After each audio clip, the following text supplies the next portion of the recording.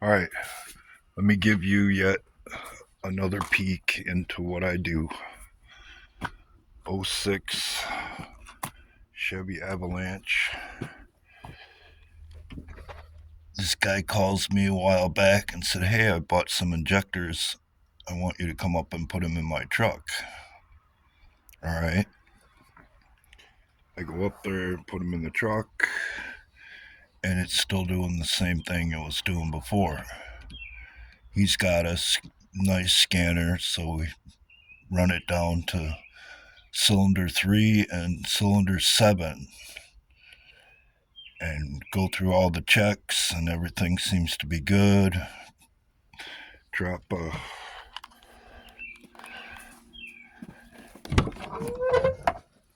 compression check on it, and those two cylinders are dead. /BOOST.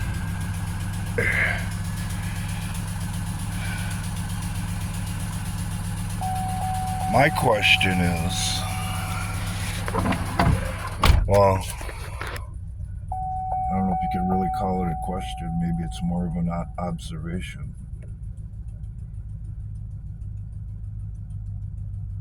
Why?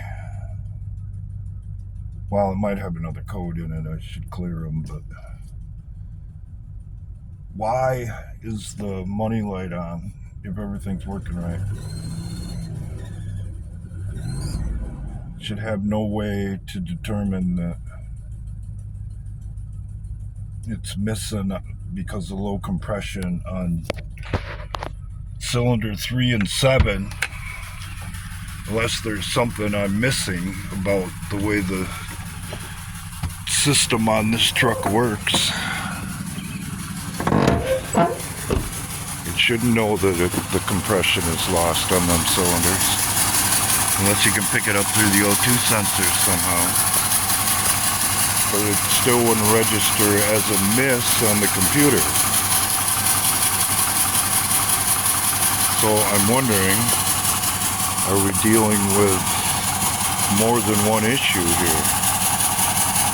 Something going on internally and under the valve cover, be it the rings of the valves or bent push rod or something like that. And what the hell is going on here? You said it was just to reinforce the ground or whatever, but yeah, okay. So here we go again on one of my least favorite trucks, because whether or not it says Escalade or Avalanche on it, it's still the same truck. Now, if you think about it a little bit, in essence, Donald Trump is trying to do the same exact thing that I'm trying to do here. Figure out what the problem is, a reasonable and efficient way to fix it, and hopefully be able to close the hood and walk away. The problem with it is sooner or later you have to produce results. I've ran into plenty of mechanics over the years that talked a good game, weasel you out of as much money as they could without understanding the problem before they went in to solve it. And when they got done installing the shotgun list full of parts, it still did the same thing. And in some cases done different things, because the only thing they knew how to do was talk and not deliver on the things that they said they could do.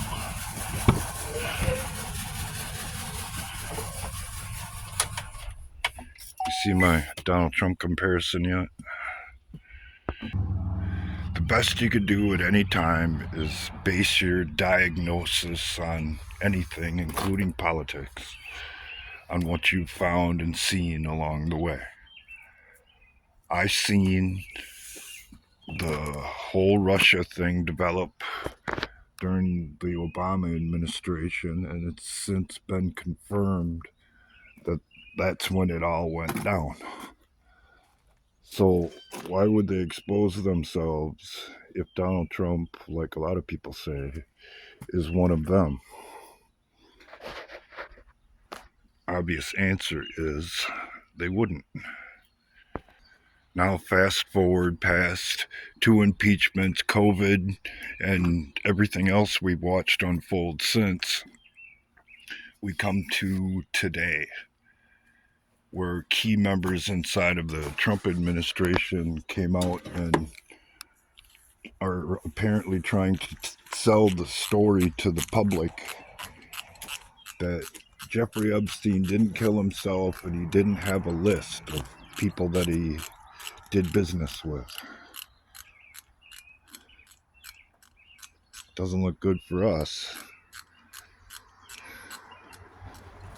because the glue that holds their entire system together is basically held together by Diddy and Jeffrey Epstein type activities. If you're participating in that, you're dancing on their string for obvious reasons. And it gets even darker than that. So you can't leave all that intact and walk away and hand the government, once you have control of it from the other side, unchallenged. Because if their operating system is still in place, then they're only going to come back that much quicker.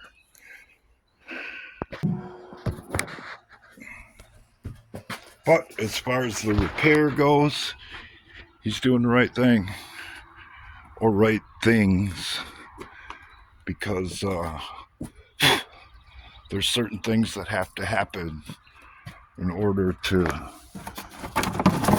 make this country run right again. And a big part of it's the border and getting spending under control and all of this, that, and the other thing. But sooner or later, the rubber's going to have to meet the road. And their operating system has to come down. It can't be just dismantled. It has to fall down all the way, and the public's got to know. Or we'll be back here quicker than we might think.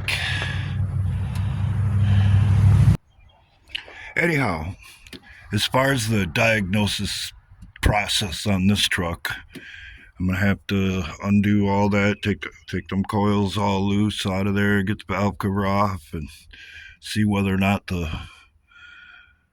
rocker arm is broke, or the push rod is bent, or the lobes are burned off the cam, or what have you, because the problem that this guy's having with this truck is a lot like the problem we face today with this in this country.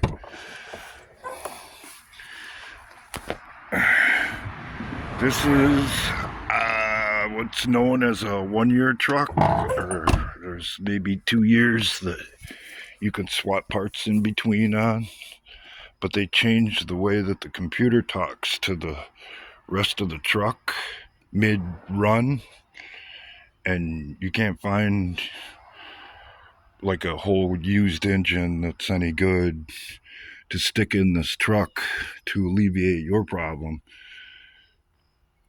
because very few are available out there for in this series, if you get what I'm saying. It's a really popular engine,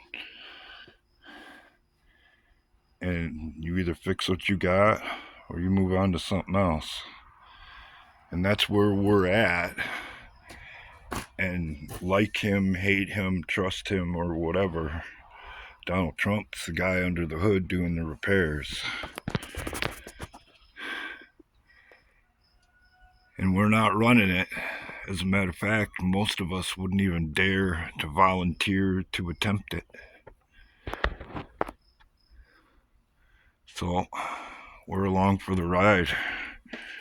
And we're going to have to trust the mechanic and hope that he doesn't screw it up by the time it's all said and done.